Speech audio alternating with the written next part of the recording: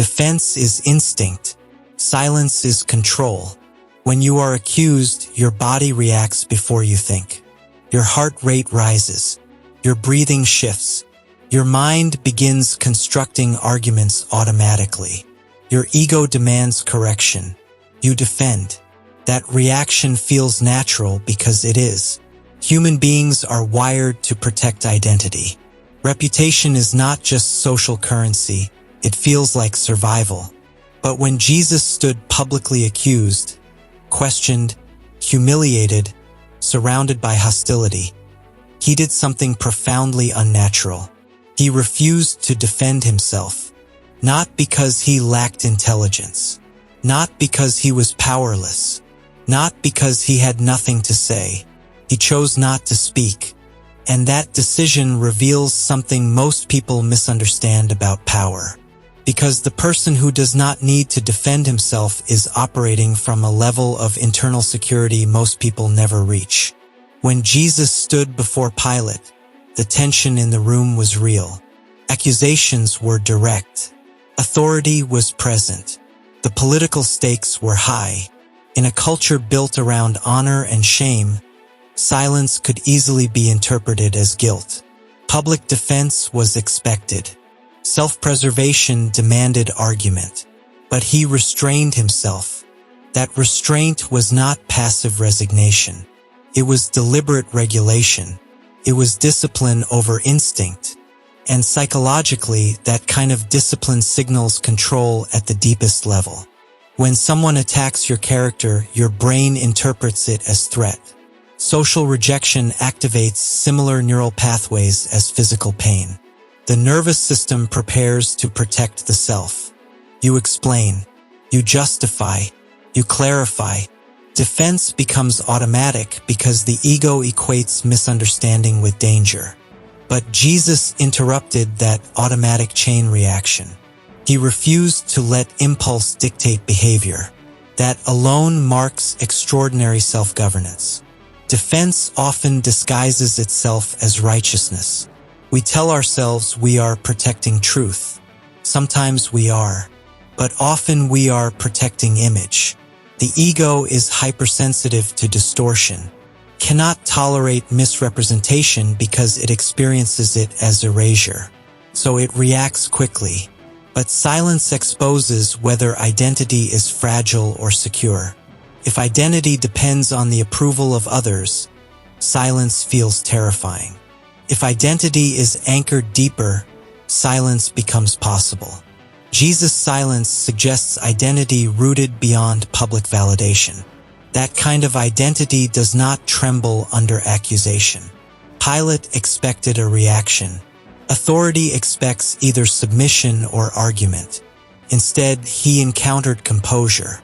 And composure in the face of pressure destabilizes expectation.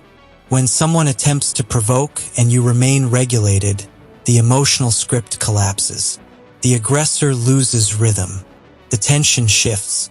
Silence transfers structural control. Not loudly, not theatrically, but fundamentally. The one who refuses to react often regains authority over the moment. Modern culture trains us in the opposite direction. Respond instantly. Control the narrative.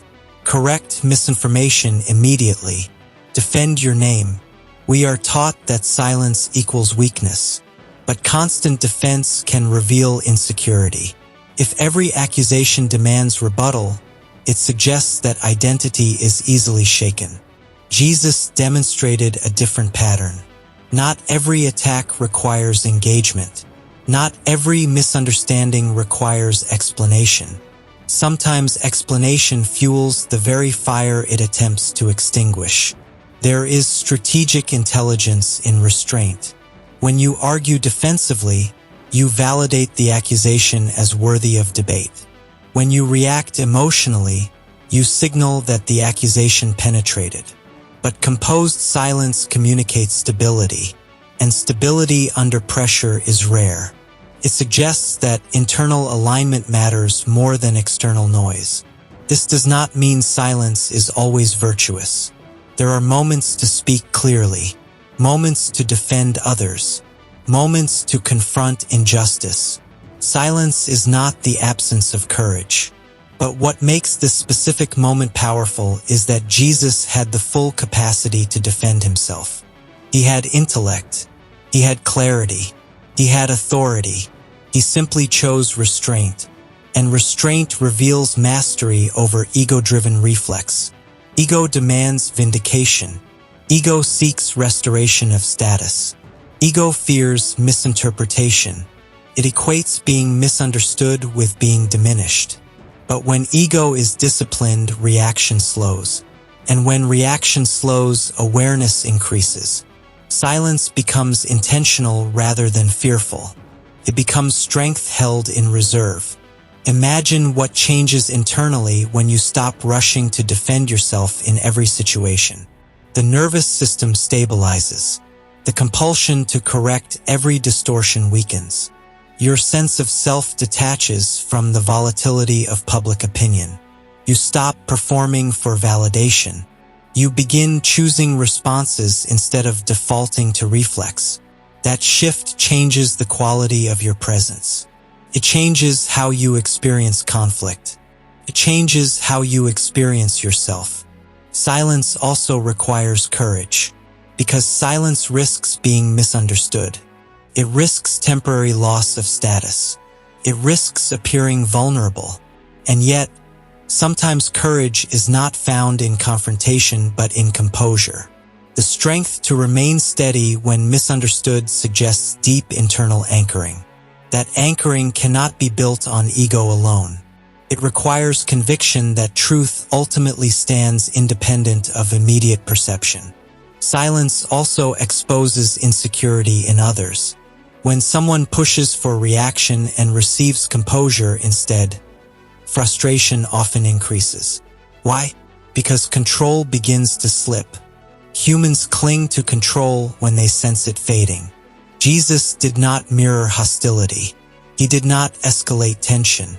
He absorbed it without internal collapse. That is psychological strength at its highest level. There is also trust embedded in restraint. Trust that truth does not require panic. Trust that identity is not dismantled by accusation. Trust that authority does not come from volume. Jesus' silence before Pilate was not surrender to circumstance. It was freedom from ego-driven survival. And freedom is powerful, because the person who is not enslaved to perception cannot be easily manipulated by it. Why did Jesus choose silence over defense? Because not every battle is won through argument. Some victories happen in composure. Some strength reveals itself only through restraint. And sometimes the most powerful individual in a room is the one who does not need to prove anything at all. Defense is instinct. Silence, when chosen deliberately, is authority.